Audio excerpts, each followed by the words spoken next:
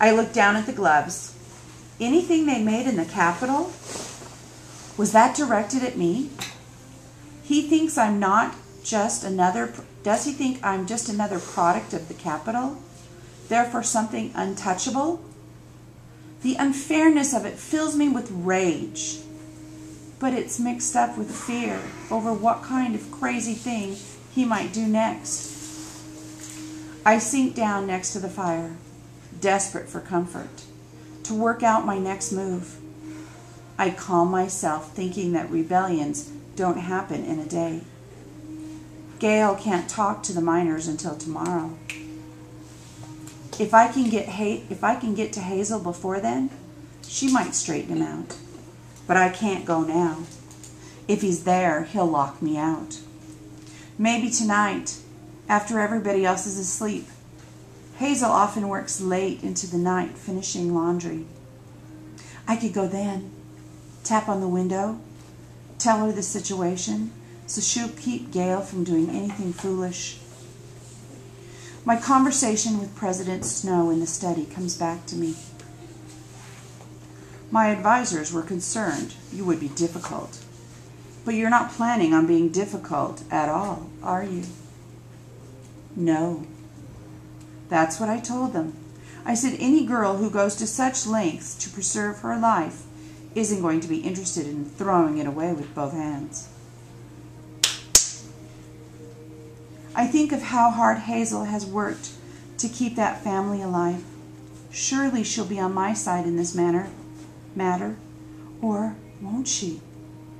It must be getting towards noon now, and the days are so short. No point in being in the woods after dark, if you don't have to. I stamp out the remains of my little fire, clear up the scraps of food, tuck Cinna's gloves into my belt.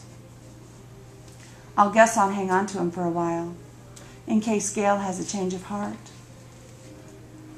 I think of the look on his face when he flung them to the ground.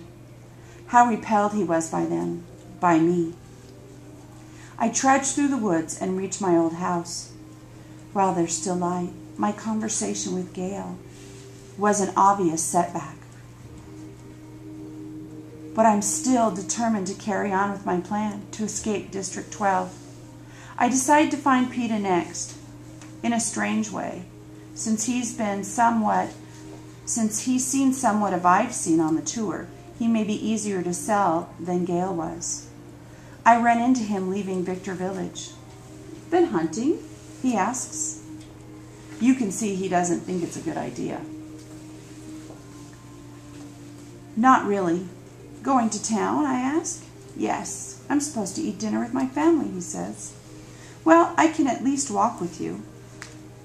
The road from Victor Village to the square gets used little. It is a safe enough place to talk, but I can't seem to get the words out. Proposing it to Gail was such a disaster. I gnaw on my chapped lips.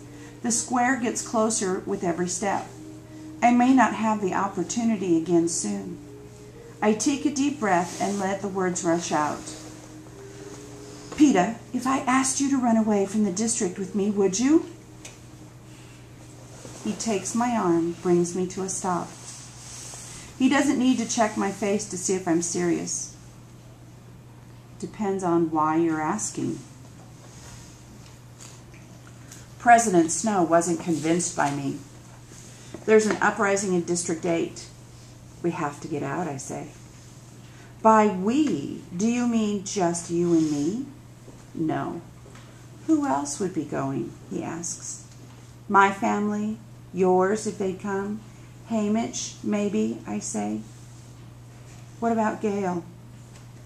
I don't know. He might have other plans, I say.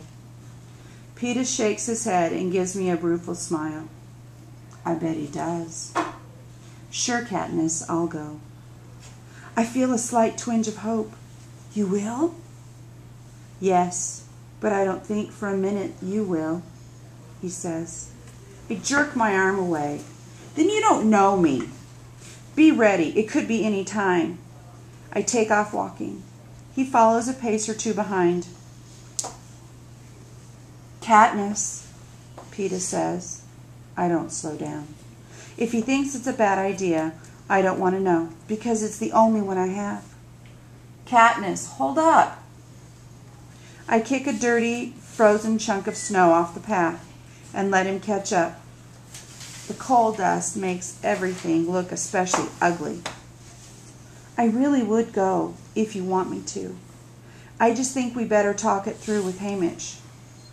Make sure we won't be making things worse for anyone. He raises his head. What's that?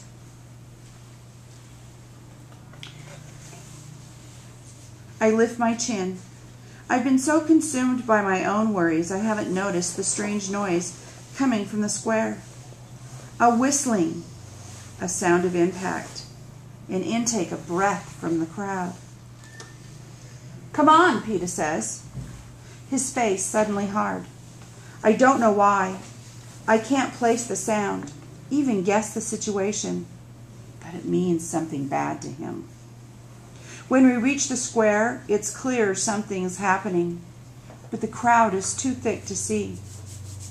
Peeta steps up on the crate against the wall of the sweet shop and offers me a hand while he scans the square. I'm halfway up when he suddenly blocks my way. Get down! Get out of here! He whispers, but his voice is harsh with insistence. What? I'm trying to force my way back up. Go home, Katniss. I'll be there in a minute, I swear, he says. Whatever it is, it's terrible. I yank away from his hand and begin to push my way through the crowd. People see me, recognize my face, then look panicked. Hands shove me back, voices hiss. Get out of here, girl. Only makes it worse. What? Do you want to get him killed? But at this point, my heart is beating so fast and fierce I can hardly hear them. I only know that whatever waits in the middle of the square is meant for me. When I finally break through to the cleared space, I see I am right. And Peeta was right. And those voices were right, too. Gale's wrists are bound to a wooden post. The wild turkey he shot earlier hangs above him, a nail driven through its neck. His jacket has been cast aside on the ground, his shirt torn away. He slumps unconscious on his knees, held up only by the ropes at his wrists. What used to be his back is now a raw, bloody slab of meat. Standing behind him is a man I've never seen, but I recognize his uniform. It's the one designated for our head peacekeeper. This isn't old Cray, though. This is a tall, muscular man with sharp creases in his pants. The pieces of the picture don't quite come together until I see his arm raise the whip.